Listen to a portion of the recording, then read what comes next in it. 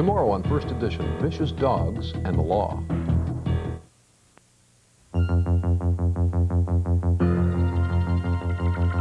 Wednesday, September 16th. Tonight, on the National, laying down the law. The Pope says church doctrine isn't negotiable. The Chrysler strike. Unions across Canada watch the fight for better pensions. And on the Journal, Team Canada skates to victory. What'll they do for an encore? And watching the watchers, what's gone wrong with Canada's security service?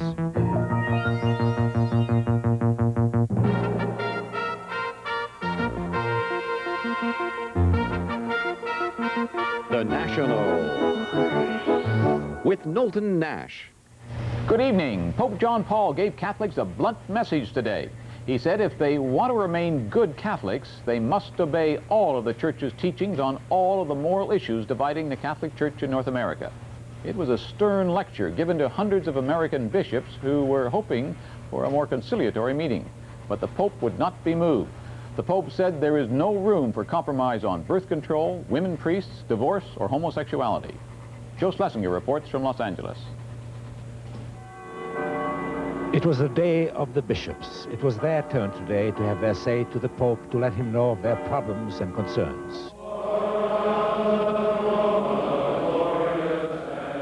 There are more than 350 American bishops and archbishops, and most of them find themselves pressed between the teachings of the Church rigidly interpreted by John Paul II and the demands of many of their flocks for flexibility to bring Catholic dogma in line with the changing realities of modern life.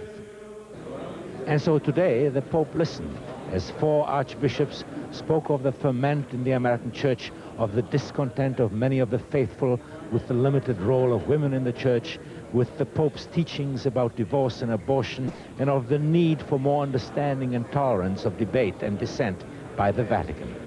But when the dialogue got going, the cameras were ordered out. But there are texts of what bishops and Pope said to each other, and they show that the bishops were pretty outspoken about the unhappiness of many American Catholics with the strict Vatican line. And the Pope was even more blunt. He denounced as grave error the widespread belief among Catholics that they could reject some of the Church teachings and still consider themselves good Catholics. At a news conference, one of the participants in the dialogue with the Pope said it had changed nothing. The status of Church teaching this afternoon is the same as it was this morning.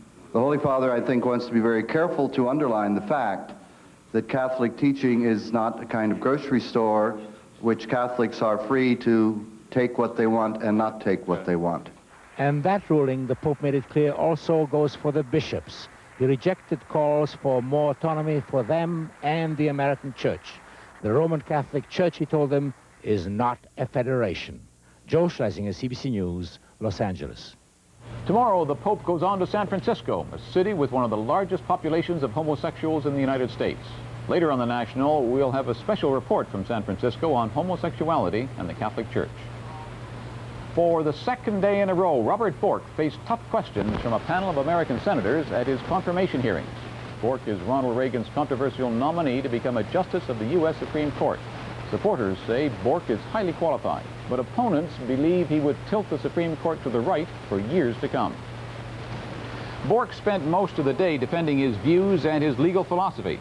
He denied that he's inflexible on women's issues such as sex discrimination, and he insisted that the American Constitution treats sex differently from race. It's possible to say, for example, that there shall be no segregated toilet facilities anywhere as to race. I don't think anybody wants to say that as to gender. They're just differences that have to be accommodated. But isn't that a bogus argument? We're not talking about unisex toilets here. We're talking about fundamental rights that women for too long have not been provided. It seems to me that there is a question as to how you treat the sexual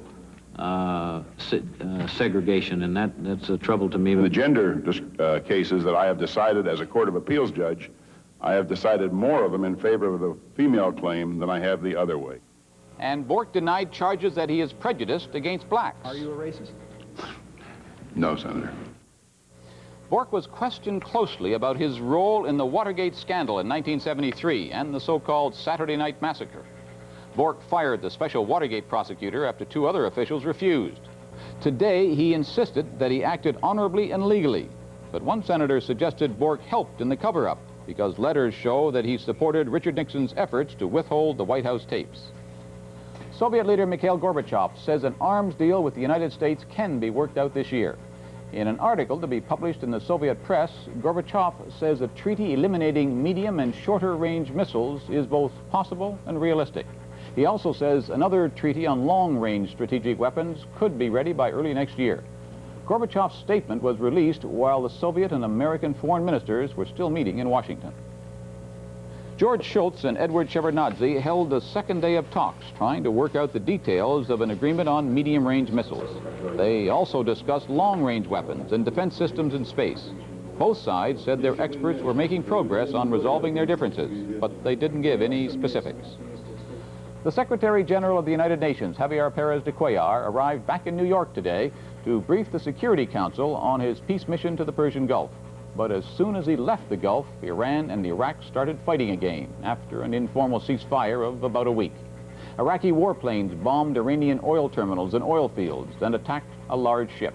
The Iraqis also say their port city of Basra was shelled by Iran overnight. President Corazon Aquino of the Philippines is facing new problems in her cabinet. Salvador Laurel says he won't continue as foreign secretary, but Laurel is keeping his other job as vice president. Laurel says he has fundamental differences with Aquino, and he accused her of leading the country to disaster. The country is in crisis. The houses of the nation is on fire.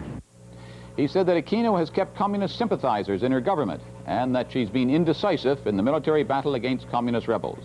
Laurel also claims that almost half the military approved of the uprising against her last month. In a special address, Aquino did admit that the military needs more help. If we have come... Aquino's entire cabinet quit last week to allow her to reorganize. So far, the new cabinet has not been appointed. It's being called an unprecedented display of international cooperation to protect the world's environment. The Montreal Protocol, signed today, aims at stopping the deterioration of the ozone layer in the atmosphere. That's the layer which shields us from damaging ultraviolet radiation from the sun. But there's a lot of work ahead before the commitments become a reality, as our science specialist Eve Savory reports. Congo. In the end, only 24 of the 49 eligible countries signed. United States. But most of the others intend to soon. And if enough of them ratify the protocol, it is probably not too dramatic to say they may have saved the world. The Montreal Protocol improves the odds in the risky game the world has been playing with its own future. It wasn't easy. The delegates had lobbied and negotiated and twisted arms until they were bleary-eyed. By the end of the century, the chemicals that are eating away at the layer of ozone, which protects us from the sun's ultraviolet rays, will be cut in half. The chemicals are used in thousands of products, from the freezer at the cafeteria to its takeout containers to the foam in your office chair. We are going to have to rethink as a society all the products that we take for granted, because many of them simply will not be able to be produced, or if they can be produced, will have to be produced in a significantly different way. There are 2 ways Canada might reach its 50% goal. What we'd do is we'd go to the 2 producers in Canada and say, you cut your production by X%. That's what we do on one hand. Or we could do as we did 10 years ago with aerosols. We might want to ban packaging. We might want to ban the use of CFCs as solvents. Whatever, within 12 years, many of our everyday products will be different. But is it enough? No one really knows. That's because no one knows for sure what goes on up there where the sun meets the stratosphere. But they hope that what they started today means at least one global environmental crisis has been averted before it began. Eve Savory, CBC News, Montreal.